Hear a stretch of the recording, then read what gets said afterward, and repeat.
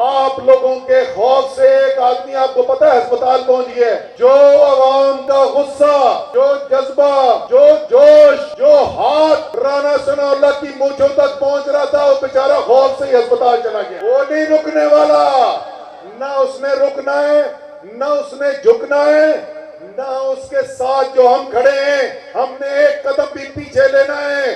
کھڑے رہیں گے، ڈٹے رہیں گے، نہیں جھکیں گے، مقابلہ کریں گے، ان کو ہرا کر دکھائیں گے. پتہ نہیں اب شہباز شریف کے نام سے لوگ جانتے نہیں ہیں، اس کو نہیں، چیری بلاسم کو تو جانتے ہو نا.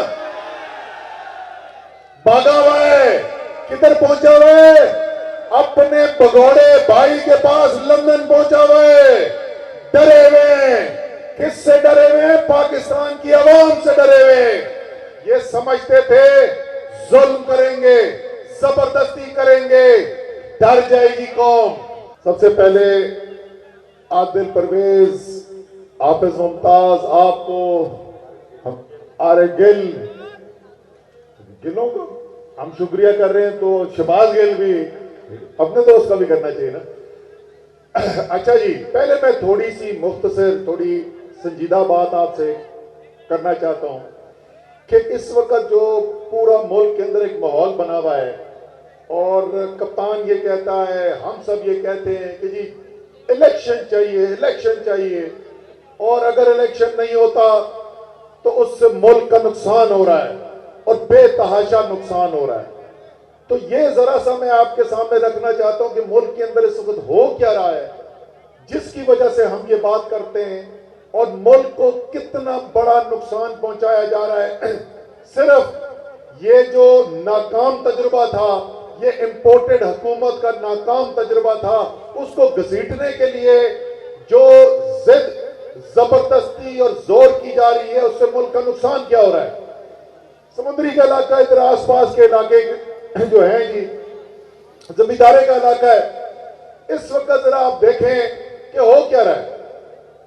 گندم کی فصل لگنے کے لیے جا رہی ہے، بجائی کا وقت ہے، اور حکومت یہ فیصلہ نہیں کر سک رہی کہ کتنا گندم کی سپورٹ پرائس ہم نے دینی ہے، کتنی قیمت پہ حکومت گندم لے گی جب یہ کاشت ہوگی اگلے سال. کیوں؟ کیونکہ وہ بیٹھے ہوئے ہیں لندن کے اندر، اور ساری صبح سے لے کے شام تک کیا کام ہو رہا ہے جی؟ یہ حکومت کیسے بچانی ہے.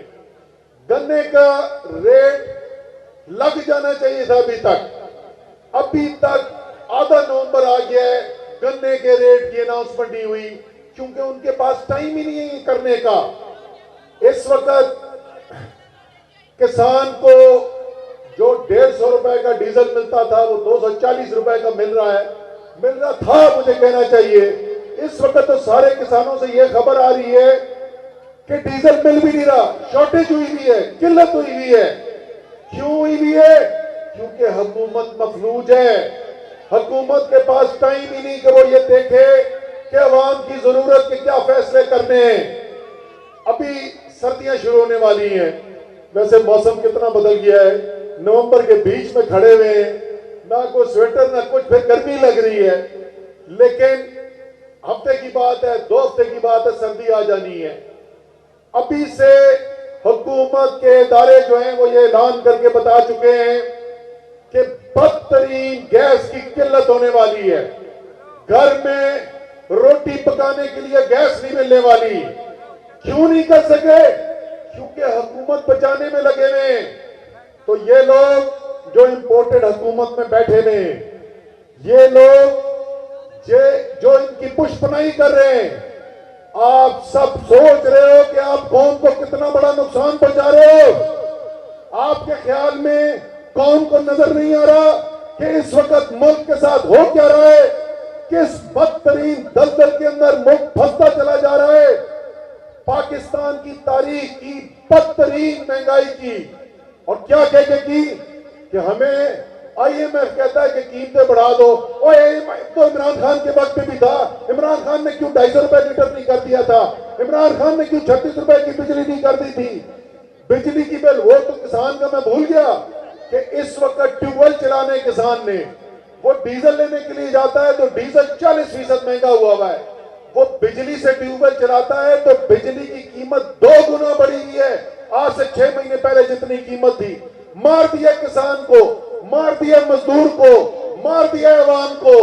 سب کہہ کے آئے تھے ہم مہنگائی ختم کریں گے. مہنگائی تو نہیں ختم کی, لیکن ان کی کوشش یہ ضرور ہے کہ کسی طریقے سے غریبی ختم ہو جائے.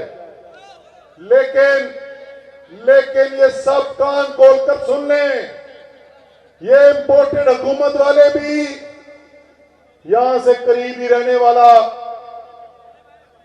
آپ لوگوں کے خوف سے ایک آدمی آپ کو پتا ہے ہسپتال پہنچ گیا ہے, یہ خبر ملی ہے.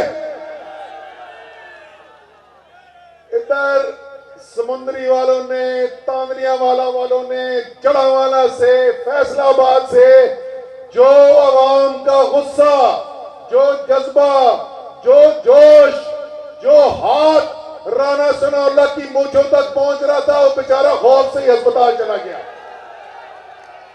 لیکن ہم ان کی طرح ظالم لوگ نہیں ہیں, ہم اللہ تعالیٰ سے ڈرنے والے لوگ ہیں. ہم بلے شاہ کی بات سننے والے لوگ ہیں. دشمن مرے تو خوشی نہ کریے, سجنا بھی مر جانا. تو ہم دعا کرتے ہیں اللہ تعالیٰ صحت یاب کرے رانا ثناءاللہ کو, لیکن ساتھ ساتھ ہم یہ بھی دعا کرتے ہیں کہ اللہ تعالیٰ اس کو ہدایت بھی دے, بندے کا پتر بھی بنا. لیکن چاہے رانا ثناءاللہ, شہباز شریف, پتہ نہیں اب شہباز شریف کے نام سے لوگ جانتے نہیں ہیں, اس کو نہیں, چیری بلاسم کو تو جانتے ہو نا, بھاگا ہوا ہے, کدھر پہنچا ہوا ہے, اپنے بگوڑے بھائی کے پاس لندن پہنچا ہوا ہے. ڈرے ہوئے, کس سے ڈرے ہوئے؟ پاکستان کی عوام سے ڈرے ہوئے. یہ سمجھتے تھے ظلم کریں گے, زبردستی کریں گے, ڈر جائے گی قوم, خفیہ نمبروں سے کال کر کر کے دھمکیاں دیں گے, شہباز گل کو اٹھا لیں گے, تشدد کریں گے, اعظم سباتی کو اٹھا کر اس پر تشدد کریں گے, ارشد شریف کو دھمکیاں دیں گے, عمران ریاض خان کو دھمکیاں دیں گے, صابر شاکر کو دھمکیاں دیں گے, چودھری غلام حسین کو گرفتار کریں گے, اور جب کوئی نہیں مانے گا تو ارشد شریف کو شہید کر دیں گے, قتل کر دیں گے. یہ سمجھتے تھے کہ لوگ پھر بھی ڈرے. سمندری ڈرے ہو, یہ نہیں ڈرنا. اچھا پہلے ترانہ زبردست بنایا ہے, لیکن ایک تصحیح کرتا جاؤں. وہ کہتے خان کو جو روکے گا, وہ خان نو روکنے والا پیدا ہی نہیں ہوا, وہ نہیں رکنے والا.